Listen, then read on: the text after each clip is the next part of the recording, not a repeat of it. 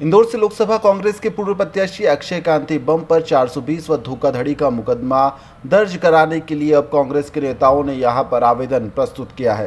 जी हां, आपको बता दें कि अक्षय कांति बम ने कांग्रेस पार्टी के हजारों कार्यकर्ता और कांग्रेस समर्थित लाखों जनता को धोखा देकर नामांकन फॉर्म भरने की तिथि के दिन अपना नामांकन फॉर्म वापस ले लिया था, जो एक आम जन के साथ में धोखा है।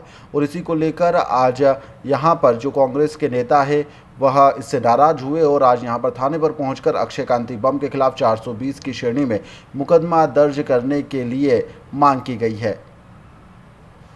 जनता पार्टी के लोगों ने दादागिरी से, छल कपट से लोगों के फॉर्म वापस करवा है। ये हिटलर लोग हैं।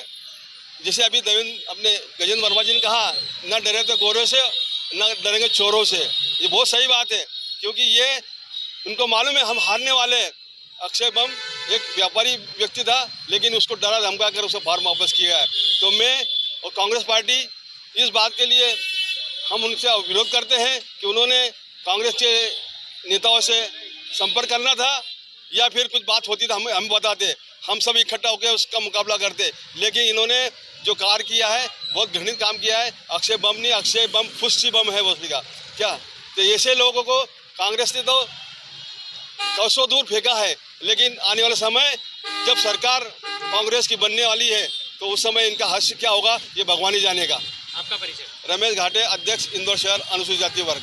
लोग एकत्रित हुए हैं प्रदर्शन के विषय को लेकर। बड़ा हास्यास्पद विषय है। हास्यास्पद इसलिए कि भारतीय जनता पार्टी ने अपनी हार को देखते हुए आज इस इंदौर लोकसभा क्षेत्र में लोकतंत्र की हत्या की है, संविधान की हत्या की। भारतीय जनता पार्टी ने आज ये बताया है कि साम दाम दंड भेद की राजनीति कैसे की जाती है, डराया कैसे जाता है, चमकाया कैसे जाता है, किसी व्यापारी को किस तरीके से धराया धमकाया। क्योंकि अक्षय कांति बम एक व्यापारी आदमी था। कांग्रेस पार्टी ने साफ सुथरी छवि देखकर उसको टिकट दिया था कि ये तन मन धन से पार्टी की सेवा करेगा, निष्ठावान कार्यकर्ता बनकर उम्मीदवार होकर चुनाव लड़ेगा। परंतु भारतीय जनता पार्टी की कुटरचित चालों ने आज इस इंदौर शहर के मतदाताओं को और उन नौजवानों को जो पहली बार वोट डालने वाले थे, आज उनकी हत्या कर दी है। वो मतदान केंद्र तक नहीं पहुंच पाए, उसके पहले उनकी हत्या कर दी, उनका वोट छीन लिया गया, उनसे मताधिकार छीन लिया गया। क्यों? कि मताधिकार इस देश के नागरिक का पहला अधिकार है। भारतीय जनता पार्टी ने ये बताया है कि सूरत वाला कांड पहले कैसे मोती सिंह पटेल का नामांकन निरस्त कराया, षड्यंत्र करते हुए आज अक्षय कांति बम को एन वक्त में नाम वापस करवाया, जो कि ये लोकतंत्र की हत्या है। हमारे राहुल गांधी कह रहे हैं, हमारे नेता कह रहे हैं कि भारतीय जनता पार्टी इस देश के अंदर लोकतंत्र की और संविधान की हत्या कर रही है। और आज ये बात इंदौर के अंदर सिद्ध हो चुकी कि भारतीय जनता पार्टी ने लोकतंत्र की और संविधान की हत्या कर दी। अरे चुनाव लड़ते एक तरफ दावा करते हो कि हम 8 लाख वोटों से चुनाव जीत रहे हैं, और दूसरी तरफ ऐसे षड्यंत्र।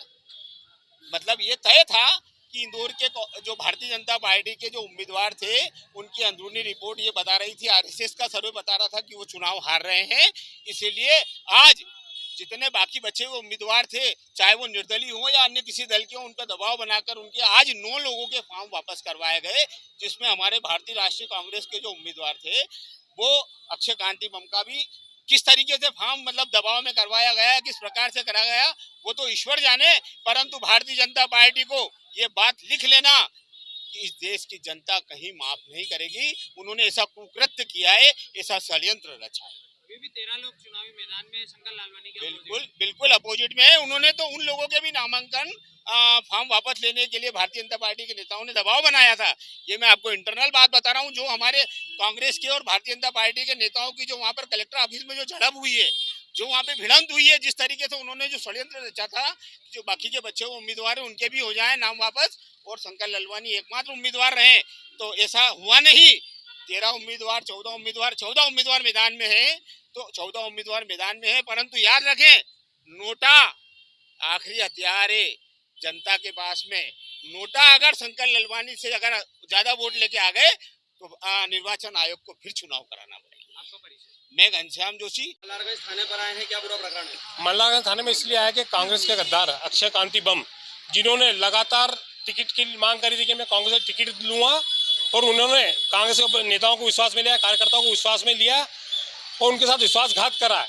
आज इंदौर शहर में जब भी चुनाव होते हैं लाखों मतदाता कांग्रेस को विधानसभा और लोकसभा में टिकट देते हैं, उनकी भावनाओं के साथ खिलवाड़ करा है और पूरी प्लानिंग से उन्होंने लास्ट समय में जब कोई कांग्रेस का नया कैंडिडेट नामांकन जमा नहीं कर सकता है उस समय उन्होंने नामांकन वापस लिया है। तो हम लोग हैं और जनता भी चाहती है, कांग्रेस का कार्यकर्ता भी चाहता है और शहर के आम मतदाता भी जो लाखों मतदाता कांग्रेस से जुड़े हैं वो भी चाहते हैं कि ऐसे आदमी पे जो फर्जी काम करता है 480 का मुकदमा दर्ज किया जाए उस पर। हम इसी को लेकर गांधीवादी तरीके से आचार संहिता का उल्लंघन ना हो, इसलिए लिमिटेड कार्यकर्ताओं को लेकर हम आए हैं कि कहीं से कहीं तक आचार संहिता का उल्लंघन नहीं हो। और हमने हमारी भावना से आवेदन दिया है और माननीय टीआई उनको इन्हें भी कहा है कि आप इस पर मुकदमा दर्ज कीजिए। क्या लगता है भाजपा का कहीं ना कहीं अपने पद का दुरुपयोग करके देखो, कार्यकर्ताओं को डरा आप रही है? बहुत अच्छी बात बोली है। कांग्रेस का कार्यकर्ता नहीं डरा था गोरों से, अब क्या डरेगा चोरों से।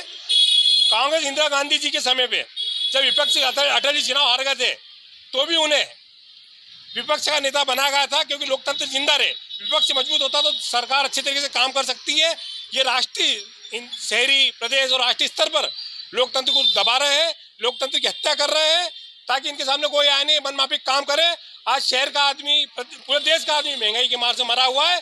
आज अडानी अंबानी का पूरे उस पर कब्जा चल रहा है। जिस तरीके से ईस्ट इंडिया कंपनी आई थी जिन्होंने देश को आर्थिक गुलाम बनाया था, ये वही कहानी दोहराई जा रही है और अडानी अंबानी कंपनी पूरे देश को आर्थिक गुलाम बनाना चाहती है। अगला कदम क्या रहेगा आपका इस विषय में? हमारा अगला कदम गांधीवादी तरीके से हम पूरे देश में आंदोलन चलाएंगे, शहर में आंदोलन चलाएंगे और जरूरत पड़ी तो हम सुभाष चंद्र बोस के कदमों में भी चलेंगे।